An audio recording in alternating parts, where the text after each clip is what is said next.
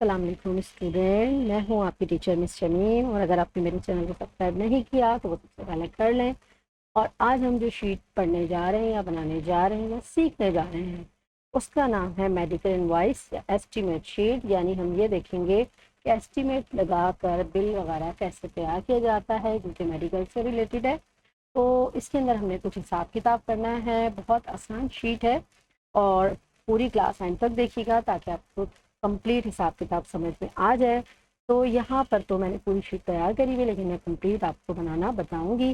तो sheet 2 add करवा लेते हैं, जो कि मैंने ऐड करवाई हुई है, लेकिन हेडिंग यानी मेडिकल इनवॉइस एस्टिमेट शीट का नाम मैंने लिख दिया है। तो सबसे पहले हम डिस्क्रिप्शन की हेडिंग डाल देते हैं, यानी हेडिंग्स डालना शुरू करते हैं यहाँ पर। तो सबसे पहले हमने यहाँ पर डिस्क्रिप्शन की हेडिंग डाल दी और के बाद हम लेना चाहते हैं क्वांटिटी। कंप्लीट लिख लें या हाफ लिख दें। पैकिंग, अभी ये मैं आपको कंप्लीट फॉर्मेट समझाने वाली हूँ। ठीक है, पैकिंग के बाद हम ले लेते हैं जीएसटी यानी टैक्स लगता है मेडिकल्स पर। उसके बाद हम ले लेते हैं कि हमने बाय कहाँ से करना है, यानी ट्रेड और या फिर रिटेल।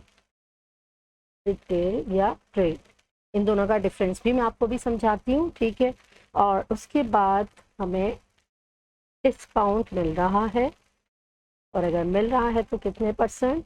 सपोज 9% लिख लेते हैं। 9 लिखा और मैंने शिफ्ट के साथ ये जो 5 है उसके साथ परसेंट का साइन है वो हमने ले लिया है। इसके बाद हम ले लेते हैं नेट अमाउंट।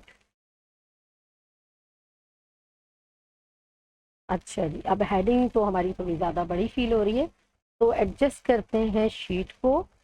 और ये वर्ड आर्ट से मैंने हेडिंग लिखी है, और आपको पता है फॉर्मेट में ये वर्ड आर्ट के ऑप्शन खुले हुए हैं। हम चाहें तो इसकी विड्थ को कम या ज़्यादा कर सकते हैं, और अगर फ़ॉन्ट का साइज़ कम करना है तो होम पे जाके यहाँ से साइज़ कम या ज़्यादा हो सकता है। तो हम हेडिंग को कम या ज़्यादा नहीं कर रहे, बल्कि हम ये जो अभी हमने इनकी हेडिंग्स बनाई हैं, यानी जो शीट का नाम है उसको हम छोटा बड़ा नहीं कर रहे, बल्कि जो हमने हेडिंग्स डाली हैं इन कॉलम्स को थोड़ा सेट कर लेते हैं। इस वाले कॉलम को थोड़ा मैंने बड़ा कर दिया, डिस्काउंट वाले को, और नेट अमाउंट को हम थोड़ा बड़ा कर देते हैं यहाँ से। इस तरीके से तकरीबन इसके बराबर लेकर आ रहे हैं। ठीक है, बाकी के खाने ठीक है हमारे। और यहाँ से हमने क्या करना है, इसको सेंटर अलाइन कर लेते हैं और बोल्ड कर लेते हैं, और साथ ही बैक कलर और फिल कलर दोनों हमने दे दिए। और मेडिसिन हम बहुत सारी लिख सकते हैं यहाँ पर, और अभी फ़िलहाल हम सीख रहे हैं तो जस्ट 3 लिख देते हैं। और इस पर भी बॉर्डर अप्लाई कर देते हैं, ऑल बॉर्डर। और यहाँ से हमने कुछ नाम लिखने हैं। अब नाम जो है वो मैं डमी नाम डाल रही हूँ, यानी ARN मैंने कर दिया।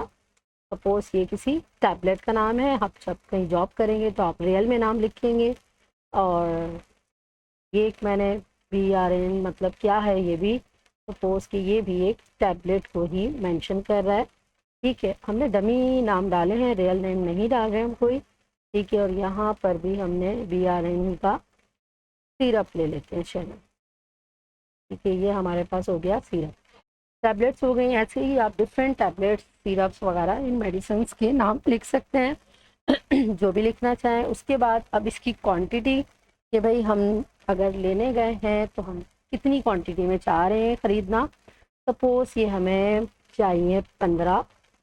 सपोज़, ठीक है, हर चीज़ हम सपोजिंग लिख रहे हैं। जब आप कहीं जॉब करेंगे तो रिलेटिव में चीज़ें लिखनी होंगी सारी। तो ये हमने क्वांटिटी 25 बता दी सिरप की। और पैकिंग में कितनी है, मतलब पैकिंग में कितनी आई हुई हैं।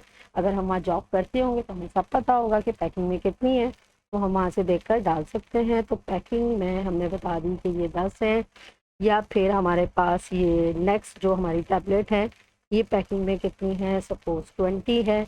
और इसको हम कर देते हैं सपोज कि ये 12 है। और टैक्स मेडिसिन पर होता है, और सपोजिंग सारे आइटम लिख रहे हैं, तो सपोज टैक्स हमारा है 15%। ठीक है, ये हमें पता होगा उस वक्त जब हम कहीं काम कर रहे होंगे और हम देख भी लेंगे कि क्या टैक्स चल रहा है। अब ट्रेड प्राइस हम लिख रहे हैं, तो सपोजिंग प्राइस इसकी है 75 और इसकी है 25 और नेक्स्ट हम ले लेते हैं। और इसके बाद ये हमारी ट्रेड प्राइस हो गई है। रिटेल प्राइस जो है ट्रेड से थोड़ी ज़्यादा होती हैं, तो इसको हम इसे थोड़ा सा बढ़ा के लिख देते हैं। ठीक है, इस 25 और इसको हम कर लेते हैं चलिए 30 और इसको कर लेते हैं यहाँ से 100। अच्छा जी, ट्रेड और रिटेल का डिफरेंस मैं आपको बता देती हूँ कि ट्रेड प्राइस वो होती है कि हम किसी होल सेलर से मेडिसिन या कोई भी सामान या कुछ भी प्रोडक्ट, कपड़ा भी हो सकता है, कुछ भी हो सकता है, हम खरीदने गए हैं। और रिटेल वो होती है जो आप शॉप से जाके ले लेते हैं। तो ट्रेड क्योंकि बल्क की सूरत में वहाँ पर सामान होता है तो वो आपको सस्ता पड़ जाता है, लेकिन जो शॉप्स में मिलता है क्योंकि ज़ाहिर है कि फ्यूल खर्च होता है, पैकिंग के लिए खर्चा होता है, तो वो तमाम चीज़ें निकाली जाती हैं, फिर रिटेल का प्राइस थोड़ा ज़्यादा होता है। तो हम जो अभी ये परचेसिंग कर रहे हैं हम होल सेल से कर रहे हैं सपोज़, और इसलिए हमें डिस्काउंट भी अच्छा मिलेगा और अमाउंट भी थोड़ा सा कम मिलेगा। अब हमें डिस्काउंट निकालना है क्योंकि 90% है तो वैल्यू में कन्वर्ट करना है, परसेंट हटानी है तो कैसे करेंगे, इक्वल का साइन डाला।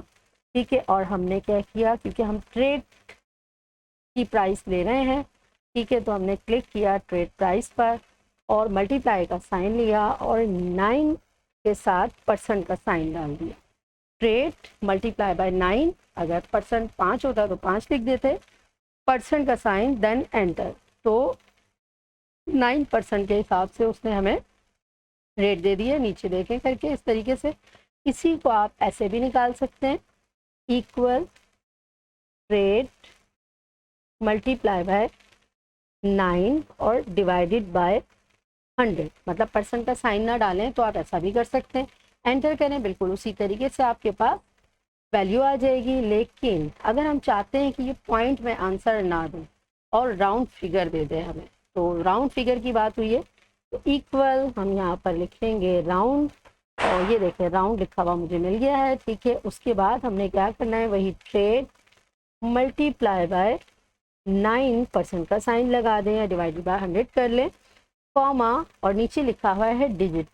ठीक है, तो हमें राउंड फिगर चाहिए, हमने यहाँ पर 0 डाल दिया, ब्रैकेट को बंद किया। ठीक है, फार्मूला आपने देख लिया, उसके बाद एंटर प्रेस करेंगे तो हमें राउंड फिगर में आंसर मिल जाएगा। और नॉर्मल आंसर अगर मैं आपको शो करवाऊँ जिससे पहले आ रहा था, यानी ट्रेड विदाउट राउंड फिगर के मल्टीप्लाई बाय क्या था हमारा 9%, देन एंटर, और इसको हम ड्रैग कर दें। किस तरीके से इसने राउंड फिगर किया है मैं सिर्फ आपको ये दिखाना चाह रही हूँ।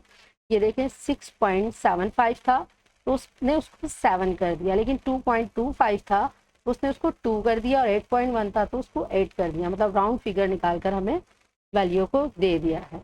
उसके बाद नेट अमाउंट हमें मालूम करना है, तो equal trade divided by packing multiply by quantity और माइनस डिस्काउंट। ये देखें ये हो गया हमारा माइनस डिस्काउंट।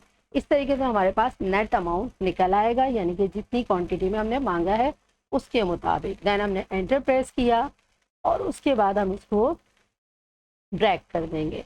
अब हमने मज़ीद हेडिंग्स यहाँ पर डालनी है, यानी टोटल अमाउंट क्या निकलता है, और नेक्स्ट हेडिंग हम डालेंगे जीएसटी, जो कि हमने ऐड नहीं करी लेकिन डिस्काउंट ज़रूर हमने निकाल लिया है। उसके बाद नेक्स्ट है हमारे पास टोटल रिसीवेबल, टोटल,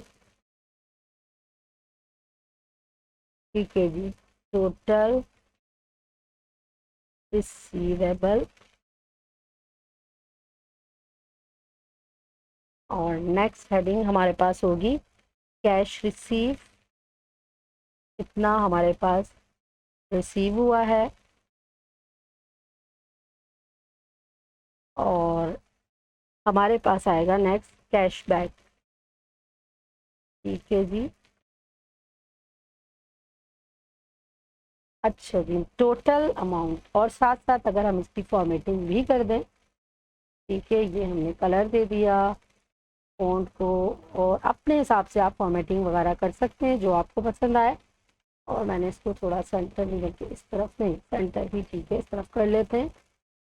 और यहाँ पर हमने निकालना है टोटल, तो इसको हम बॉर्डर दे देते हैं। अच्छा जी, टोटल निकालने का, और यहाँ से भी हम थोड़ा इसको सेपरेट करने के लिए बॉटम डबल बॉर्डर ले लेते हैं। ये देखें इस तरीके से बीच में नज़र आ रहा होगा। इसको हमें करना है सम तीनों को, क्योंकि तीनों का अलग अलग अमाउंट आया हुआ है। सेल को यहाँ रखे, ऑटो सम पर डबल क्लिक कर दें, सम निकल आया। उसके बाद जीएसटी टैक्स ऐड करना है, इक्वल का साइन, टोटल अमाउंट और मल्टीप्लाई बाय, या तो आप जीएसटी 15% पे क्लिक कर दें इस तरीके से, या फिर आप यहाँ पर 15% खुद लिख दें, यानी जीएसटी जितनी भी लगी हुई होगी, उसके बाद एंटर। तो ये आपके पास जीएसटी आ गया। अब टोटल रिसीवेबल क्या निकलेगा, दोबारा आपने इसको सम करना है इसके साथ, एक दफ़ा क्लिक है, जीएसटी के साथ ऐड करना है, एक दफ़ा क्लिक किया, उसके बाद सिलेक्शन दोनों पर ले लें और देन एंटर। तो ये हमारा टोटल रिसीवेबल बन चुका है। अब हमारे पास कैश कितना रिसीव हुआ, ठीक है। कैश अगर हमारे पास 500 आता है तो कैशबैक क्या होगा, equal 500 minus cash receivable, then enter. और ये हमारे पास रकम बच चुकी है।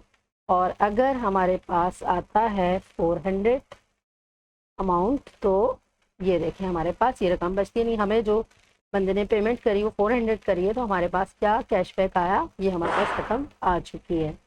तो यकीनन आज की शीट आपको समझ में आई होगी। अगर कुछ पूछना हो तो कमेंट सेक्शन में पूछ सकते हैं। इंशाल्लाह अगली क्लास में फिर मिलेंगे। अल्लाह हाफिज़।